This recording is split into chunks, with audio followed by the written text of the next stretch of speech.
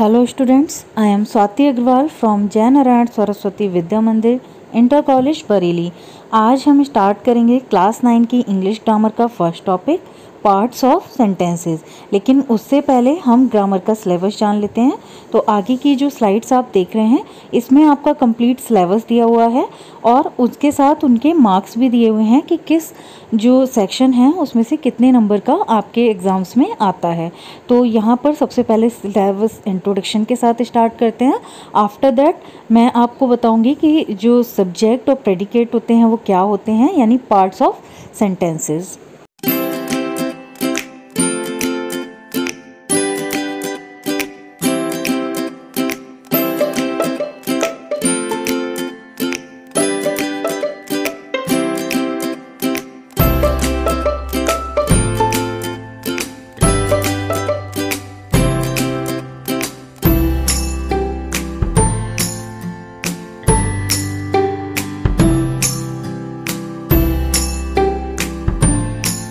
तो ये था बेटा आपका ग्रामर का सिलेबस। अब स्टार्ट करते हैं अपने first topic parts of sentences.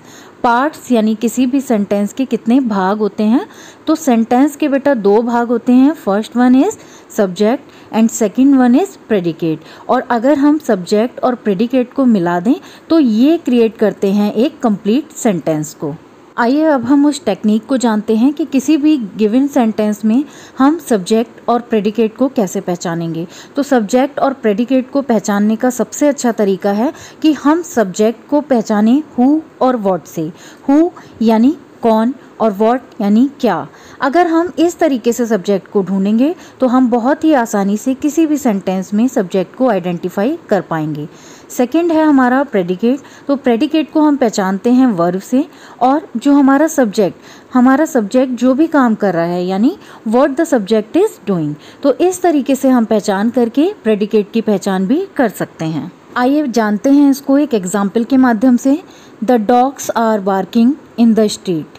यहाँ पर सबसे पहले बेटा हम सब्जेक्ट को जानने की बजाय प्रेडिकेट को पहचानेंगे। तो मैंने पहली स्लाइड में आपको बताया था कि हम वर्ब से प्रेडिकेट को पहचान सकते हैं। तो यहाँ पर वर्ब है बार्किंग। तो इस बार्किंग से लेकर बाकी जितना भी सेंटेंस है वो प्रेडिकेट कहलाएगा। और उससे पहले यानी हु और व्हाट का आंसर हुआ डॉग्स। तो ये बेटा सब्जेक्ट हुआ हमारा। और एक और तरीका मैं आपको बताती हूँ सब्जेक्ट को पहचानने का, कि जो भी सेंटेंस में हेल्पिंग वर्ब दे रखी होती है, हेल्पिंग वर्ब के बाद मेन वर्ब, तो हेल्पिंग वर्ब से पहले आने वाले जितनी भी चीज़ें होती हैं सेंटेंस में उसी में ही हमारा सब्जेक्ट होता है। आइए अब कुछ सेंटेंस के माध्यम से प्रैक्टिस करते हैं पहचानने की सब्जेक्ट और प्रेडिकेट्स को। यहाँ पर फर्स्ट सेंटेंस है honesty is the best policy.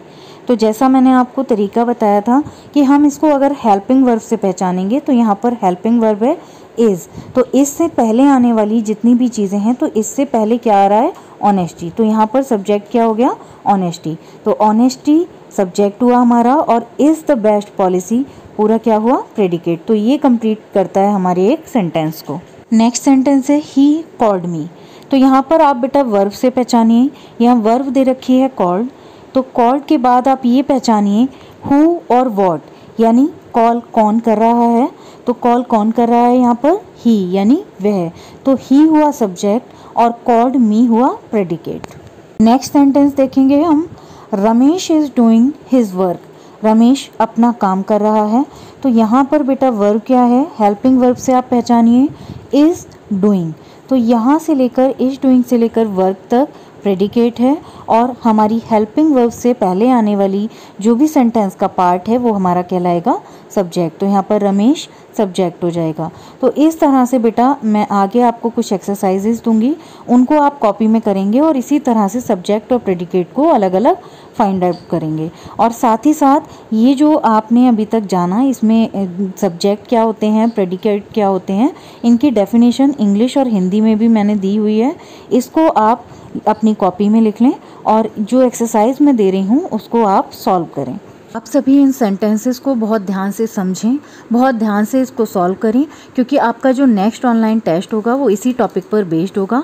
और साथ ही साथ आपको अगर कोई प्रॉब्लम है, कोई डिफ़िकल्टी है, तो आप यूट्यूब पर कमेंट बॉक्स में जा कर के मुझे कमेंट बॉक्स में लिखकर अपनी प्रॉब्लम को कह सकते हैं। Thank you.